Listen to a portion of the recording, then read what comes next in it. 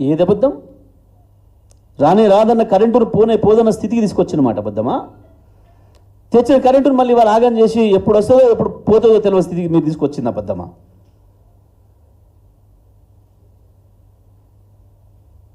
40 లక్షల మెట్రిక్ టన్నుల ధాన్యాన్ని 3 కోట్ల మెట్రిక్ టన్నులకు తీసుకొచ్చి భారతదేశానికి ఇచ్చి పంజాబ్ను దాటింది నిజం కాదా? ఇవాళ సంవత్సరాల కాలంగా ఇప్పటి వరకు కూడా ఎన్ని కొన్నమో చెప్పలేని మీ చేతగాని మీ అసమర్థత బయట పెట్టుకోవడానికి దాచిపెట్టుకోవడానికి నానా తంటాలు పడుతున్నారు.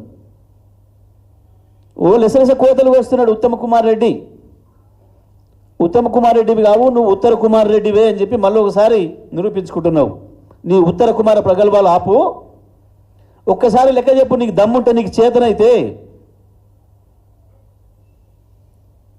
నువ్వు వచ్చిన తర్వాత 24 యాసంగిలో ఎంత కొన్నావు, 25 వానకాలం ఎంత పంట కొన్నావు, ఇప్పుడు 25 యాసంగిలో ఎంత కొన్నావు ఇప్పటి వరకు?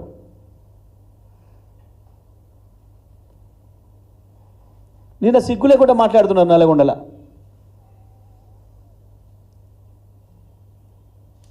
ఇంకా కొనుగోలు కేంద్రాలు ప్రారంభిస్తాం, కొంచెమన్నా ఉండాలి సిగ్గు శరం మాట్లాడేటప్పుడు. మూసేసే పరిస్థితి వస్తుంటే ప్రారంభిస్తావు. మేరకు వచ్చినాం,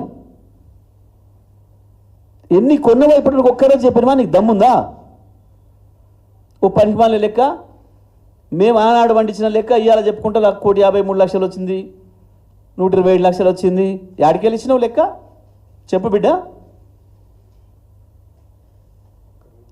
ఎప్పుడు ఇప్పటి వరకు ఒక్క రివ్యూ, ఒక్క ముఖ్యమంత్రి కానీ ఒక మంత్రి కానీ వ్యవసాయ రంగం మీద సోయిందా ఎప్పుడైనా? రాష్ట్రంలో కానీ జిల్లాలలో కానీ ఒక్క రివ్యూ చూపిస్తారా?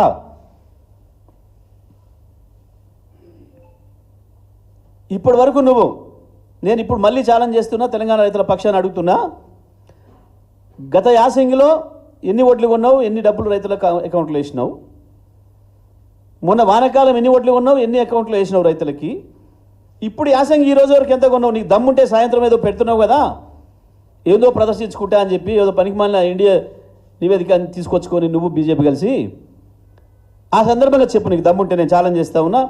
దయచేసి మీడియా మిత్రులకు కూడా విజ్ఞప్తి చేస్తున్నా, ఆయన పెట్టే పత్రికా విలేకరుల సమావేశంలో ఎవరైనా ఒక్కరు అడగండి ధైర్యం చేసి, ఈ రోజు వరకు ఎంత ధాన్యం కొన్నాడు, దమ్ముంటే లెక్క చెప్పమండి. నిజంగా రండ కాకపోతే బోనస్ ఎంత ఇచ్చిండు ఇప్పటివరకు ఈ ప్రభుత్వం వచ్చిన దగ్గర నుంచి?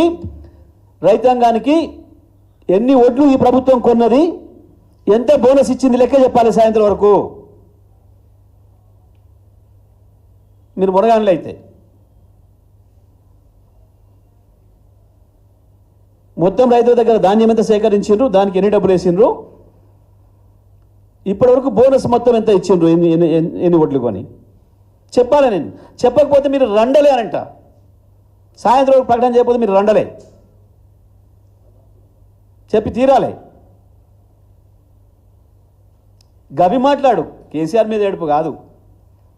ఏడాది అర్థం అవుతుంది, ఒక్క ఫలితం వేయలేకపోయినావు. నీ చేతగాంతనాన్ని, మీ రండతనాన్ని బయట పెట్టుకోవడానికి ఇంకా కేసీఆర్ మీద ఏడుస్తున్నారు. దేనికి ఏడుస్తున్నారు? దేనికి అక్కసు కేసీఆర్కు? ఒక మాట కూడా అనలే కదా మిమ్మల్ని. అక్కసు ఉంటే తెల్లారు అనేటోడు. ఏడాది అర్థం టైం ఇచ్చి రాసి ఉంటలారా మీకు అని చెప్పిండు. ఏమన్నాడు? ఆ పదం కూడా అనలే, గౌరవంగానే అన్నాడు. నేనంటున్నా ఇప్పుడు ఆ పదం. కానీ ఎవడైనా కాస్త విజ్ఞతనుడు 6 నెలల సమయం ఇస్తాడు నిజమే, కానీ మీరు శుంఠలు కాబట్టి ఏడాది ఇచ్చిండు కేసీఆర్. ఆయన స్థాయి అటువంటిది కాబట్టి ఏడాది అర్థం ఇచ్చిండు టైం మీకు. ఈయన ఏందో చాలా విచిత్రమైన ఏడుపు ఏడుస్తున్నాడు. ఏడాది అర్థం పట్టింది నేను సర్దుకోవడానికి, లంక బిందులని తోముకోవడానికి.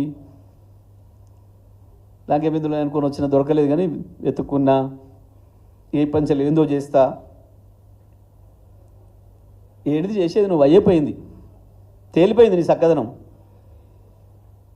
పువ్వు పుట్టగానే పరిమళిస్తుంది. ప్రజలు వేరే భాషలో మాట్లాడుతున్నారు, నీకు సరిపోయే భాష ఉంది నాకాడ, కానీ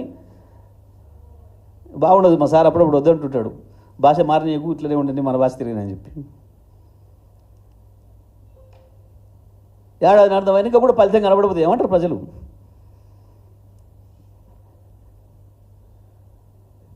గా పరిస్థితి ఉంది మీ చక్కదనానికి. ఇంకా మీదేందో మీరు ఏడవక కేసీఆర్ గురించి, సభ గురించి.